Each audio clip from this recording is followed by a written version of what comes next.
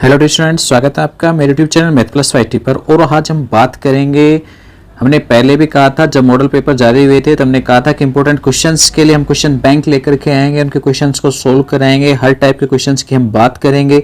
एबेसेडे 1 अंक वाले क्वेश्चंस, साथ में 2 अंक वाले प्रश्न, साथ में 4 अंक वाले प्रश्न, 5 अंक वाले प्रश्न और 6 अंक वाले प्रश्न, सभी टाइप के बारे में हम बात करेंगे। और आज से हम इसी की शुरुआत कर रहे हैं, प्रश्न बैंक को सोल्व करा रहे हैं। सबसे पहले हम बात करेंगे एबेसेडे वाले प्रश्नों की। ये प्रश्न बैंक है वो राजस्थान एजुकेशन डिपार्टमेंट के द्वारा जारी किया गया है। स्पेशल कोविड-19 के इस ईयर में जो न्यू सिलेबस जैसा भी हमें पहले प्रोवाइड करवाया गया था और साथ में जिस प्रकार से राजस्थान बोर्ड ने मॉडल पेपर जारी किए थे उसी बेस्ड पर आने वाले एक्सरसाइज में से जो क्वेश्चंस हैं उन्हीं क्वेश्चंस का एक पिटारा हम यहाँ पे लेकर के आए हैं। तो आज हम यहाँ पर जो बात करेंगे वो होंगे ऑब्जेक्टिव टाइप क्वेश्चंस। और ऑब्जेक्टिव टाइप क्वेश्चंस भी हम बात कर रहे हैं एक्सरसाइज सेकंड, एक्सरसाइज थर्ड और एक्सरसाइज फोर्थ की।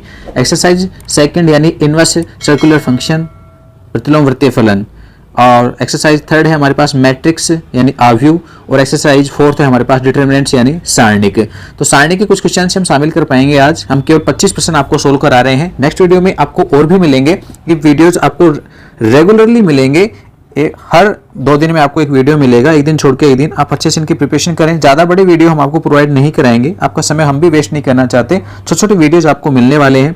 तो चलिए बिना टाइम वेस्ट किए, और आपकी तैयारी को हम बेहतरीन बनाना चाहते हैं, इसलिए प्लीज हमसे जुड़े रहिए। चैनल को सब्सक्राइब कर लीजिए, अपने दोस्तों के पास भी शेयर करा दिए, और वीडियो अच्छा लगे तो लास्ट में लाइक और कमेंट्स जरूर करके जाएं।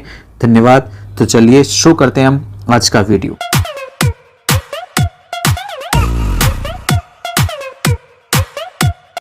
देखिए, हम प्रश्न बैंक के इस पिटारे में शुरुआत कर रहे हैं, वो है एबेसेडे वाले क्वेश्चंस की।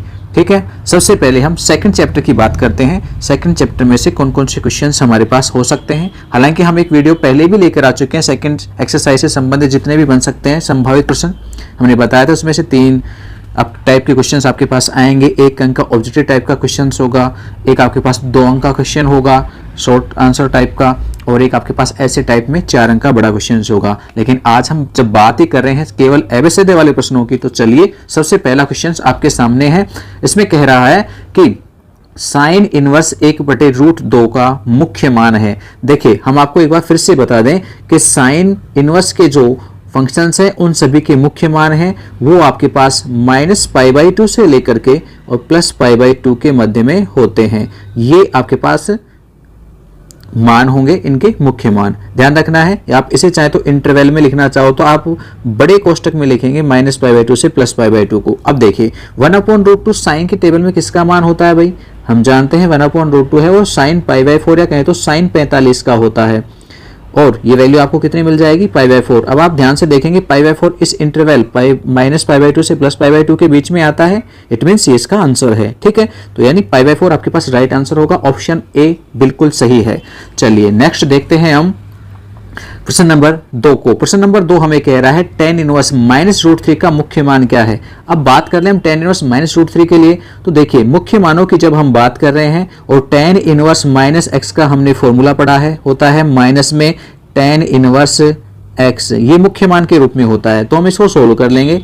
tan इनवर्स माइनस और x की जगह पर √3 है तो √3, तो ये हो जाएगा माइनस में tan इनवर्स √3। और बता दीजिए tan इनवर्स √3 की वैल्यू कितनी होती है? tan इनवर्स √3 की वैल्यू होती है π/3। अब देखिए π/3 हमको मिल गया है, तो आपके पास आंसर होगा वो माइनस में π/3 हो जाएगा। लिखना भी चाहें तो बिलोंग्स करेगा किस में? -π/2 से +π/2 में। ठीक है, ये ध्यान रखना। ये आपके पास मुख्य मानों का एक इंटरवल है tan इनवर्स के लिए, -π/2 से +π/2। लेकिन कोष्टक कैसा लगेगा? छोटा कोष्टक लगेगा, ये ध्यान रखना है। साइन इनवर्स में बड़ा होता है, tan इनवर्स में छोटा होता है। तीसरा क्वेश्चन है 2 tan इनवर्स 1/3 और tan इनवर्स 1/7। तो देखो जब हम इसे सोल्व करेंगे तो 2 tan इनवर्स 1/3 की जगह पर हम 2 tan इनवर्स x का सूत्र काम में लेंगे, तो ये वैल्यू क्या बन जाएगी? tan इनवर्स 2 इंटू एक्स की जगह 1/3 और नीचे 1 माइनस में 1/3 का होल स्क्वायर, और साथ में आपके पास tan इनवर्स 1/7 भी है। आप जब इसे सोल्व करोगे इस पूरे पार्ट को, तो ये कितना बन जाएगा? tan इनवर्स 3/4, और साथ में आपके पास क्या हो? tan inverse 1/7। आप इसे सोल्व करके देखना, देख आपके पास कितना आएगा? 3/4 ही आएगा।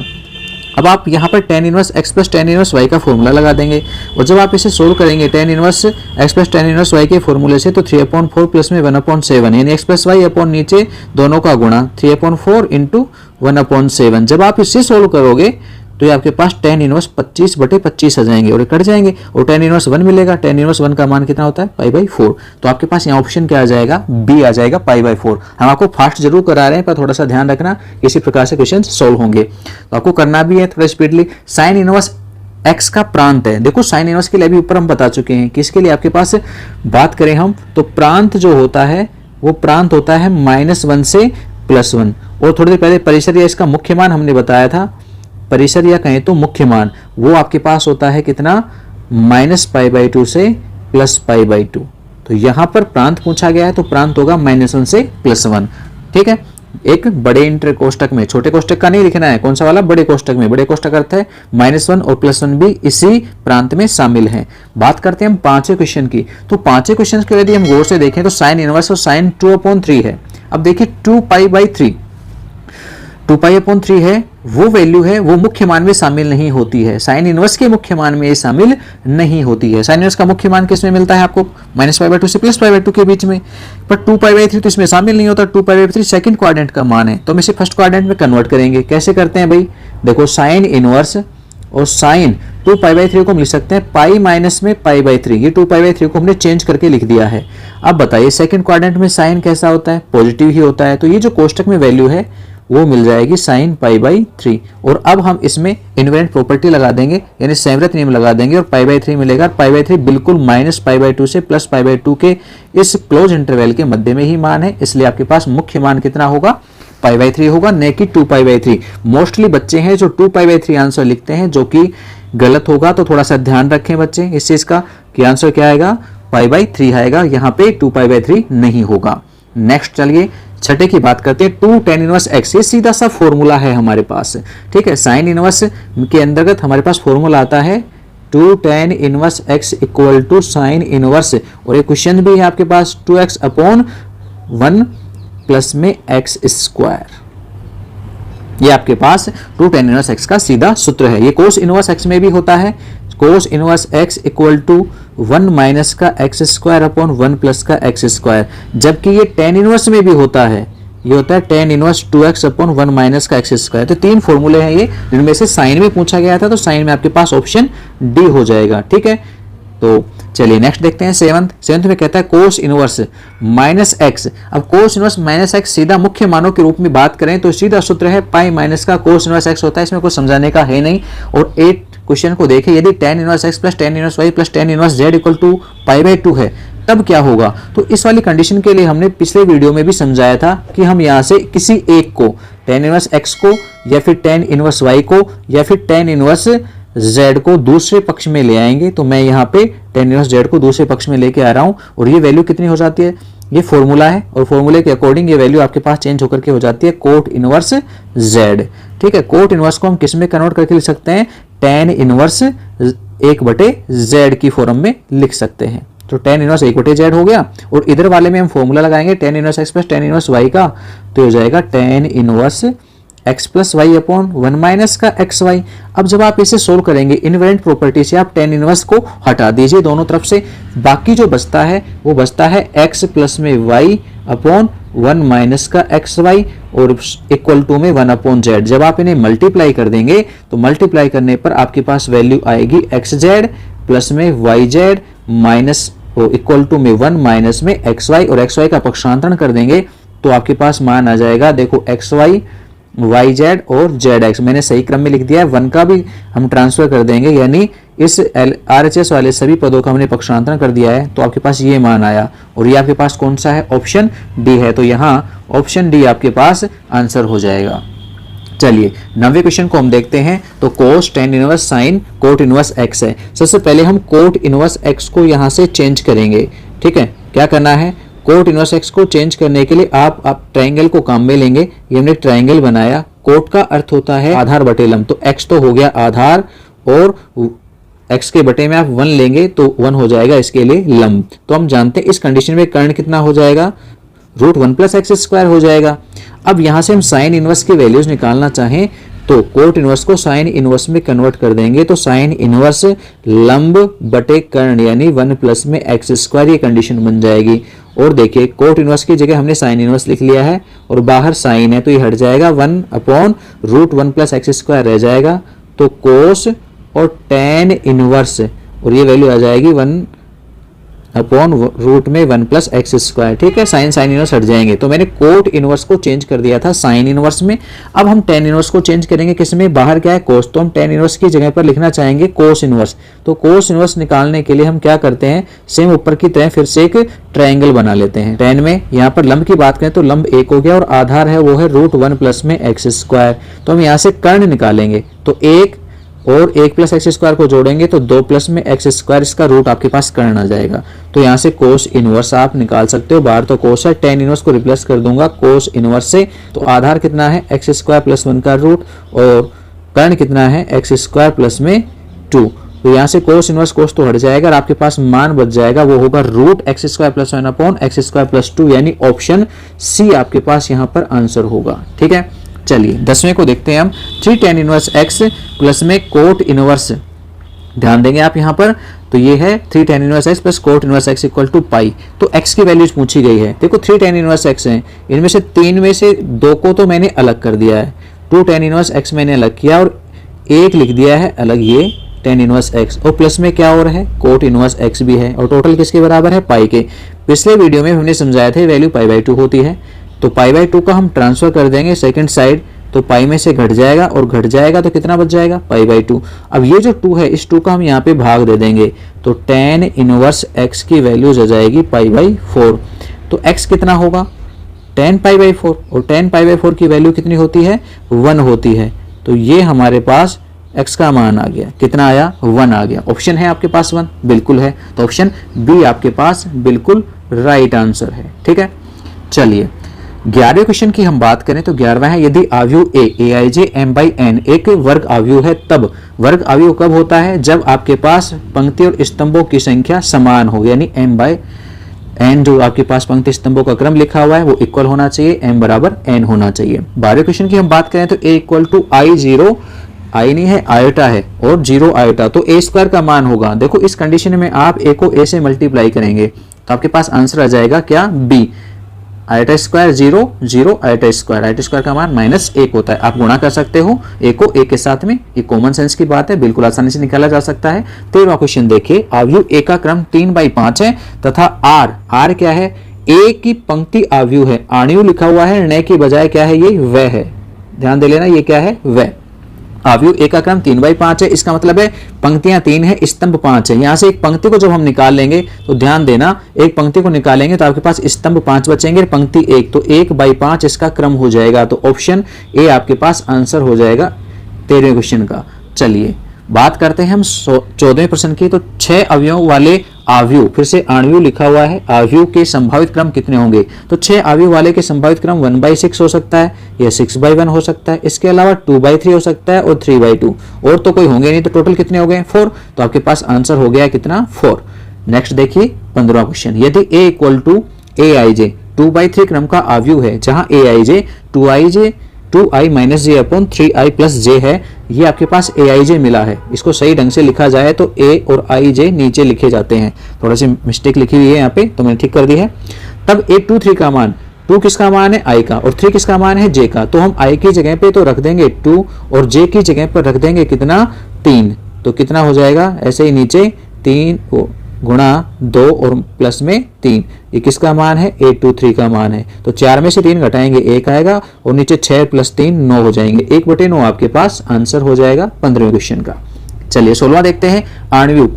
आणविक लिखा हुआ है, फिर से आव्यूह है, आव्यूह a का क्रम 3/4 है तथा b इस प्रकार का आव्यूह है कि a ट्रांसपोज b एवं a b ट्रांसपोज दोनों ही परिभाषित हैं, तो b का क्रम होगा। देखो a ट्रांसपोज का क्रम क्या होगा 4/3 और इस b का a ट्रांसपोज के साथ में गुणा करने के लिए जरूरी है कि b का जो क्रम है वो आपके पास कैसा हो भाई, b का जो क्रम है वो ऐसा होना चाहिए कि उसमें पंक्तियों की संख्या a ट्रांसपोज की स्तंभों की संख्या के बराबर हो, तो 3 तो यहां से मिल जाएगा।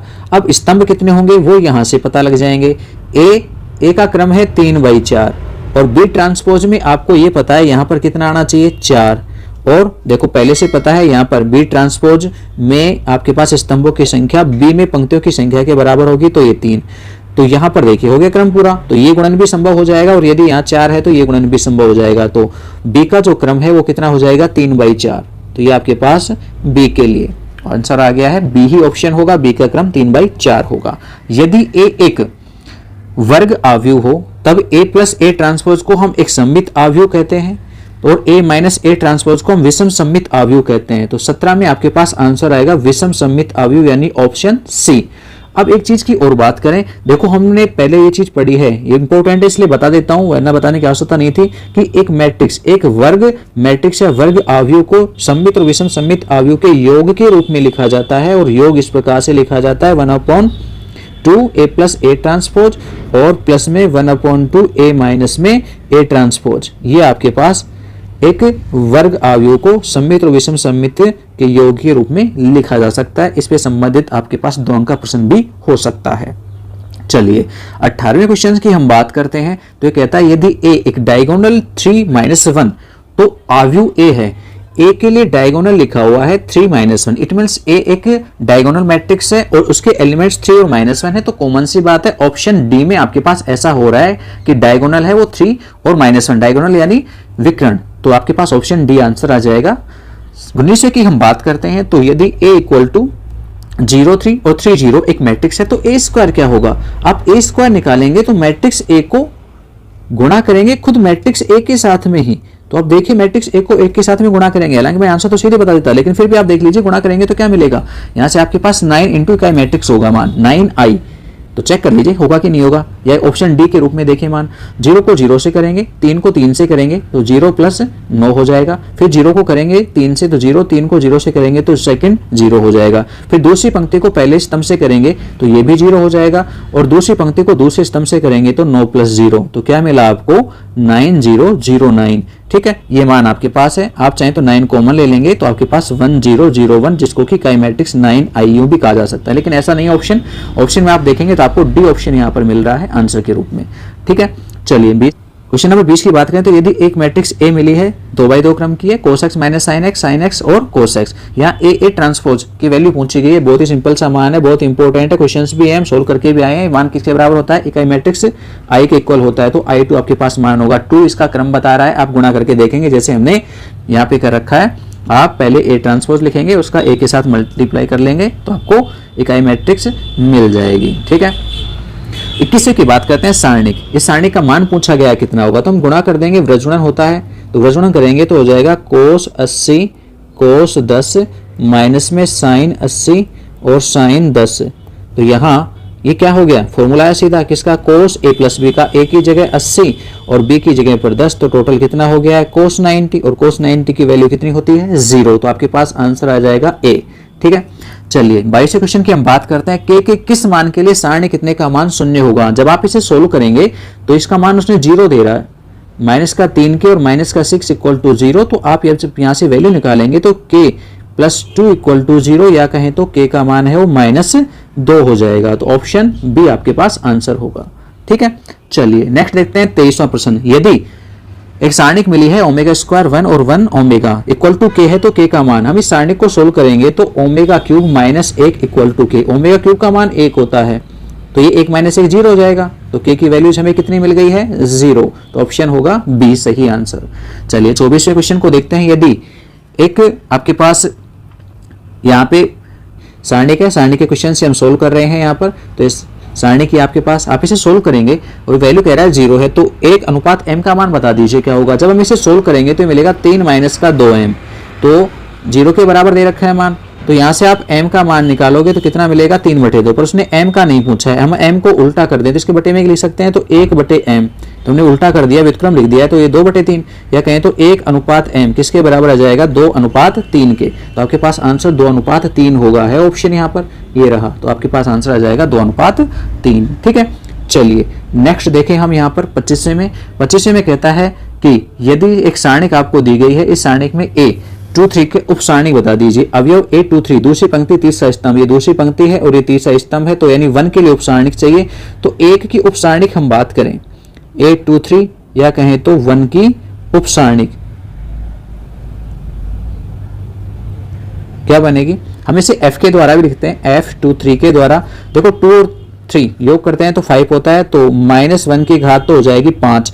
और उपसारणिक हम यहाँ से लिखेंगे, जिसमें 1 शामिल है उस पंक्ति को छोड़ देंगे, जिसमें 1 शामिल है उस स्तंभ को छोड़ देंगे, तो बचेगा 5 3 1 और 2। और हम इसे -1 की पावर 5 को सोल्व करें तो माइनस हो जाएगा, तो आपके पास इसे सोल्व करने पर कितना मिलेगा, बाहर तो माइनस, अंदर 10 माइनस का 3, तो टोटल वैल्यू हो जाएगी -7, यानी ऑप्शन बी आपके पास राइट होगा। ठीक है स्टूडेंट्स, आज के वीडियो में इतना ही। आगे नेक्स्ट 25 क्वेश्चंस का ही एक और वीडियो हम आपके पास लेकर के आएंगे एक दिन के बाद। तब तक के लिए इजाजत दीजिए, और हाँ, वीडियो अच्छा लगे तो लाइक करें, अपने दोस्तों के पास शेयर भी करें ताकि उनको भी बेनिफिट्स हो सके। हम कोशिश करेंगे आपको एक अच्छी प्रिपरेशन करवाएं, आपको पूरे अच्छे मार्क्स मिलें, आप 100/100 प्राप्त कर पाएं। हमारे ब्लेसिंग आपके साथ में है। Best of luck, thank you, bye.